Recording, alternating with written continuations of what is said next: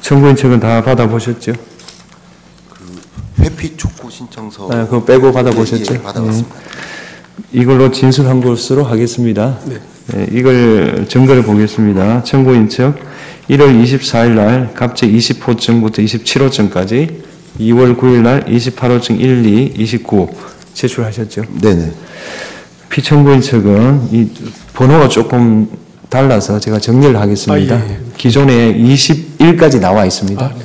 그래서 22, 23, 24, 30 이렇게 쭉 해서 34까지 저희들이 정리를 하겠습니다. 네네. 네. 상대방이 제출한 증거에 대한 의견 있으신가요? 저희는 뭐 다 동의하겠습니다만은 다만 그 중에 그 최창호 변호사님 칼럼이 있던데요. 예. 그거는 뭐 주장으로 하셔야 될 게 아닌가라는 생각이 그 들어서. 정도로 이해하시면 되죠. 네네네. 예. 저희는 다 동의하겠습니다. 의견 어떻습니까? 상대방 증거에 대한. 네, 다 동의하겠습니다. 예, 예. 증거 신청에 대해서 보겠습니다. 피청구인은 2월 7일 날 박참대 의원을 증인으로 신청하셨고 청구인 증 기각해달라는 취지고요. 피청구인이 신청한 증인의 입장은 이미 제출된 증거를 통해서 나타난 것으로 보이고 증인신문이 더 필요한 거로 판단되지 않는다는 것이 재판부 의견입니다. 피청구인의 증인 신청은 받아들이지 않겠습니다. 그 다음에 이거 외에 주장하실 게 있으면 변론 기회를 드리겠습니다.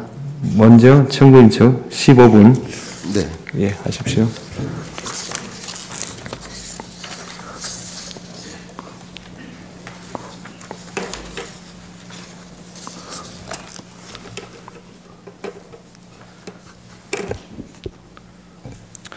네, 변론하겠습니다. 여러 사건 심리로 바쁘신 와중에도 이 사건에 관한 신중한 판단을 위해서 다시 변론을 열어 변론 기회를 주셔서 감사합니다. 오늘 말씀드릴 순서인데 바로 국회의 의사결정과 의사에 관해서 말씀드리겠습니다.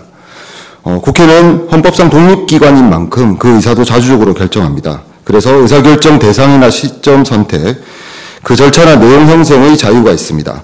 다만 헌법이나 법률에 특별한 규정이 있는 경우에는 그에 따라야 하는데 구체적으로는 규정 해석과 적용에 관한 사법심사를 통해 한계를 인식하고 그에 따르고 있습니다. 의사처리 여부를 기준으로 국회의 의사결정에 대해 말씀드리겠습니다. 먼저 의사로 처리하려면 의안이 존재해야 합니다. 의안은 헌법이나 법률에 근거해야 합니다. 각 규정에 따라 의안이 성립되면 의사로 처리해 국회의 의사를 결정하고 있습니다. 이와 관련해서 국회가 합의제 기관이지만 국회의 의사결정을 모두 의사로 처리해야 하거나 할 수 있는 것은 아니고 의사로 처리하지 않는 경우도 있습니다. 대표적으로 국회의 인사추천, 지명, 위촉의 건이 있고 법률, 국회규칙, 국회규정상 사무에 해당하는 것들은 사안에 따라 다양한 방식으로 의사결정을 하고 있습니다. 그리고 이렇게 의사로 처리하지 않는 영역에서도 국회는 독립기관으로서 자율적으로 의사결정을 해왔습니다. 그러면 여러 사안들 중에서 소송과 관련해서 국회가 어떻게 의사결정을 해왔는지를 의사처리 여부를 기준으로 나눠서 말씀드리겠습니다. 먼저 의사로 처리하는 경우는 헌법이나 법률에 규정이 있는 경우인데 대표적으로 헌법재판 중 탄핵심판의 경우 그 대상 사유 절차를 헌법과 법률이 비교적 자세히 정하고 있어서 그것에 따라 의사로 처리하고 있습니다. 이외에 국회 증감법상 위증, 불출석, 국회 모욕, 고발의 경우에는 위원회에서 의사로 처리하고 있습니다. 다음으로 소송 중 권한쟁의 심판과 관련해서 국회에 대한 청구가 있는 경우 그리고 각종 민사, 행정소송과 관련해서 제소하거나 응소하는 경우 그리고 형사고발 등의 경우는 의사로 처리할 근거가 없어서 국회의장의 국회대표권, 사무감독권에 따라 처리해왔고 이 사건 권한쟁의 심판 청구도 마찬가지였습니다. 권한쟁의 심판 청구와 관련해서, 심판과 관련해서 국회 의사결정에 대해 좀 더 자세히 말씀드리겠습니다. 먼저 전례를 보자면 국회가 청구하거나 참가한 사례는 없습니다. 국회에 대한 청구는 5건 정도 있었는데 국회에 대한 청구가 있는 경우에 응소 여부, 응소 시점, 응소 시 대응 방향, 그리고 구체적인 소송상 공격 방어 방법에 관하여 본회의 의결 없이 의장의 대표권, 사무감독권에 따라 처리해 왔습니다. 이 사건 청구와 관련해서 본회의 의결 없이 청구하게 된 배경을 말씀드리겠습니다.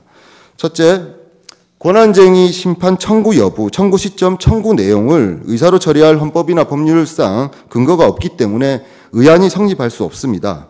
작년 10월 권한쟁의 심판 청구안이 제출된 일이 있었습니다. 그때도 같은 이유로 국회의사과에서 반려했었습니다. 그리고 명확한 근거가 없다 보니까 의사로 처리한다고 하더라도 어떤 절차를 거쳐야 하는지 혼선이 있을 수밖에 없고 이로 인한 논란이나 지연은 피하기 어려웠습니다. 결국 이 부분은 규정이 신설되거나 헌법재판소가 명확한 기준을 제시해 주시기 전까지는 의사로 처리하기 어렵다라고 판단했습니다. 둘째, 헌법재판관 선출한 의결로 국회의사는 대내외적으로 확정 공표되었습니다. 이 의사에는 헌법재판관 선출 후 대통령 또는 권한대행이 임명해도 그만, 안 해도 그만이라는 것이 아니라 형식적 임명 절차를 이행하면 되는 것이기 때문에 대통령 측의 임명까지 요구하는 의사도 당연히 포함되어 있습니다. 그런데 국회가 의사로 결정한 국회의사를 피청구인이 선별 임명, 임명 보류로 침해한 상황에서 국회의 대표인 국회의장으로서는 그 후속 절차를 진행할 권한과 책임이 있다고 본 것입니다.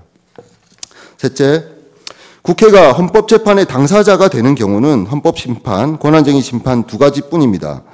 그런데 탄핵심판의 경우에는 아까 말씀드린 것과 같이 헌법과 법률에 비교적 상세한 규정을 두고 있어서 문제가 없습니다만은 권한쟁의 심판에 관련해서는 별다른 규정이 없습니다. 규정의 공백 상태인데 이런 입법의 불비 영역이라고 해도 국회가 헌법상 당사자로서 청구하는 것은 가능해야 하고 이런 규정의 공백 영역에서야말로 국회의 자율적 의사결정이 빛을 발하는 것이라 판단한 것입니다.